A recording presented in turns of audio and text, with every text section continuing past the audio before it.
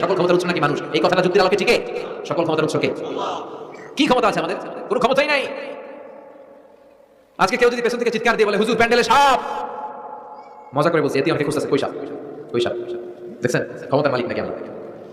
আর আসলে যদি 3-4টা সাপ ফস করে এদিকে ফানা তুলতো, black mamba, king cobra, python, হ্যাঁ, এই সাপগুলো যদি ফস করে এখানে ঢুকতো, আপনাদেরকে খুঁজে পাওয়া যেত? এতক্ষণ স্লোগান চলে, এখন দৌড় আসলে নাই। সাপ বাদ দেন, ভাবুয়া ব্যাংক চিনেন অথবা কোলা ব্যাংক? বাগেরহাটে কি বলে, কি করে? খালি লাফায়। 10টা ভাবুয়া ব্যাংক, 2টা স্টেজে আর 8টা প্যান্ডেল ছেড়ে দেওয়া হলো। অবস্থাটা কি হবে জানেন? ভাবুয়া ব্যাংক আর কি লাভ দিবে? এর চেয়ে বড় লাভ দিবেন আপনারা। এর চেয়ে বড় লাফাইতে লাফাইতে আমরা ভাগবো। এই হচ্ছে আমাদের অবস্থা। নিজেকে একটু জিজ্ঞেস করেন যে how much capacity I belong, কতটুকু ক্ষমতা আমার আছে? আহা, মাঝে মাঝে বাসে যখন আমরা চড়ি, পেশাব চাপে না? কথা বুঝতেছে না বোধহয়?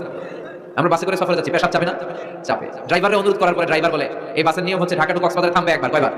আরো 20 কিলোমিটার পরে ওইখানে থামানো হবে। ওই বেটা যান যায় পেশাবের চাপে। এরকম পরিস্থিতিতে আমরাও জীবনে কালে ভদ্রে দুইবার করেছি কিনা? ওই সময়ের কথাটা একটু খেয়াল করেন যে আপনার কি অবস্থা হয়েছিল তখন।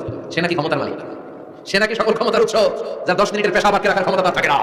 এজন্য মানুষ কখনো ক্ষমতার উৎস হতে পারে না। চিৎকার করে বলতে হবে সকল ক্ষমতার উৎস কে? কি দুর্বল! মশা কামড়াইলে মশা ধরতে পারে না, মারতে পারে না, দৌড়।